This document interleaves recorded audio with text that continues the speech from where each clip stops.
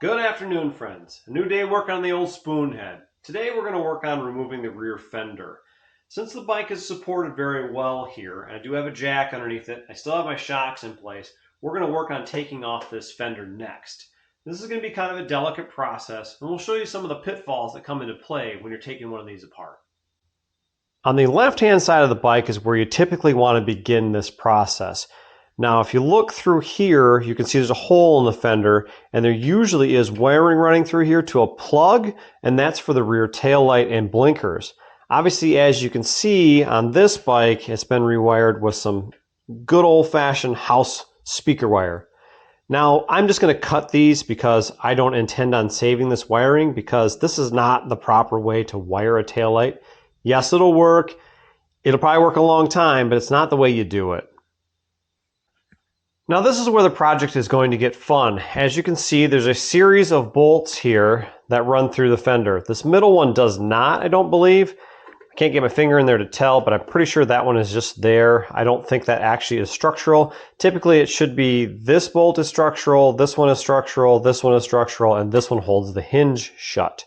So I'm going to start with actually taking out the hinge bolt first, just to have that out of the way. That way I can pull the wiring back through. So we'll go ahead and remove these first. And as you can see, these are not all the same. They're different sizes throughout. This one's a 9/16, this one's a 1/2 inch, this one's a, 7/16, this one's a 1/2 inch, 9/16 I think. So there's going to be some fun and challenging points in removing this fender because it is a myriad of different hardware. So we'll start by loosening up this hinged fender here. We'll get this bolt out of place first. That was pretty long. That's actually honestly way too long. There should be threading inside of this fender, and we'll look at that as soon as we can open up the hinge.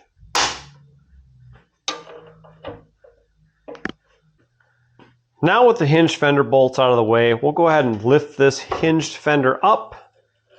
We'll pull our wiring all the way through, if it'll pull. I could cut it there as well, and probably that's the best move. But now our wiring is out of the way.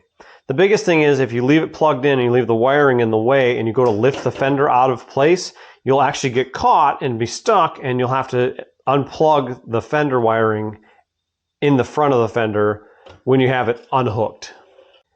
Now, if you've never owned an old Harley Davidson and this is your first time working with something with a fender hinge, you may be asking yourself, why would they have a hinged fender? Now, back in the day, they used to have a rear stand. So you'd get the bike up on its rear stand and get the wheel off the ground. This hinged fender aided in removing the rear wheel. That way you could change the wheel while having the bike on its rear stand. Some motorcycles had an option for a front stand as well. That was an accessory option that you could have purchased back in the day, but most old motorcycles, most old Harley Davidsons had a rear stand along with a jiffy stand. So you put, like I said, you put your bike up on the rear stand, you'd flip your hinged fender up, and that way you could pull the wheel straight out and leave the bike standing on its rear stand.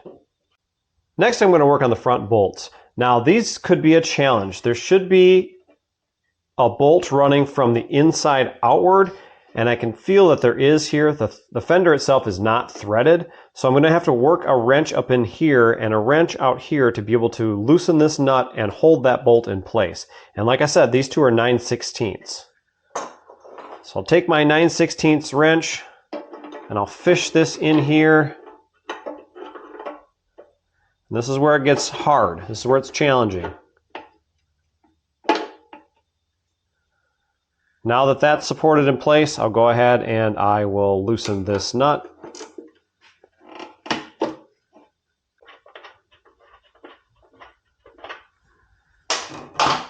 With the nut out of the way, we should be able to push the stud through. There's a giant washer on the back. None of this stuff is stock. This is not something you'd see on a bike, but here's what we have. I'll go to the other side and we'll repeat the process on the other side.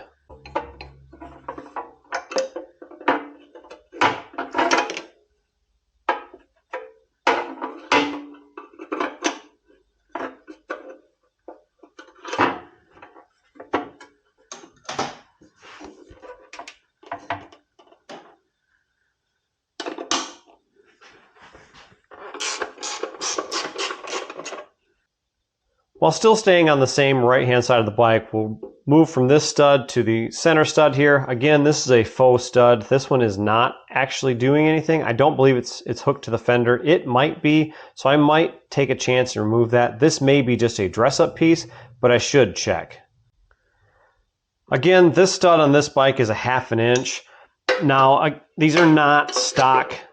These are not stock at all. So what I'm dealing with here is not something that you may run into. You could run into something totally different.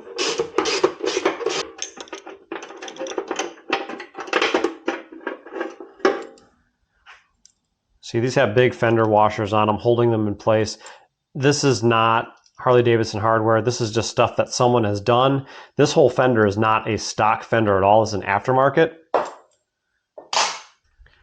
I'm going to check this stud just to see what it's doing. I don't know that it's holding the fender in place, and since it's free spinning, it must be just a dress-up piece. One of the ways to tell if you have a stock fender or an aftermarket fender is you'll look at the hinge here, and these three will be different from these two. These two will actually be wider than these three. And these two being wider will determine whether this is a aftermarket or a stock fender. Also, you can look at the rivets. That'll tell you based on their size. Just looking at this fender, I already know that it's not a stock fender just based on how it's made. Back onto the left-hand side of the bike, we'll repeat the process again. We'll support the back side of this stud here and remove the nut.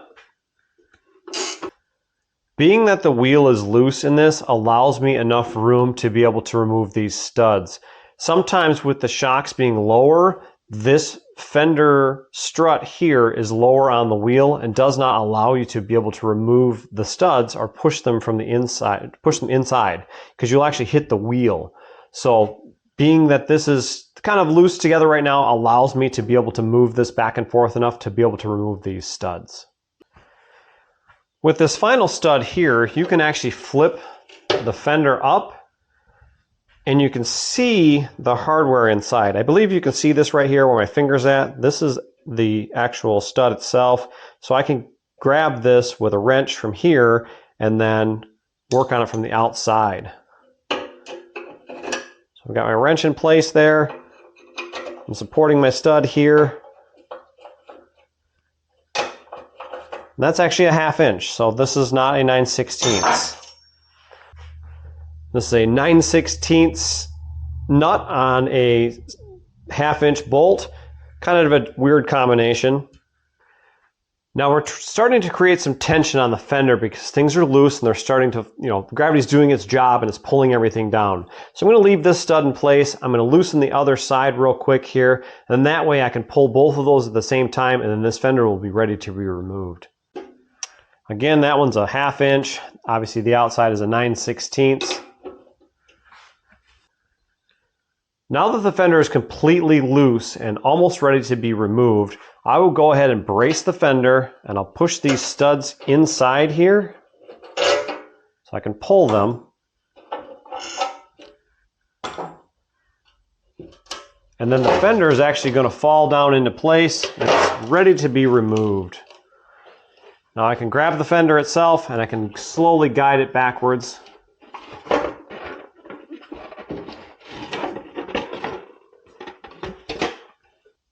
And there you have it, one fender removed.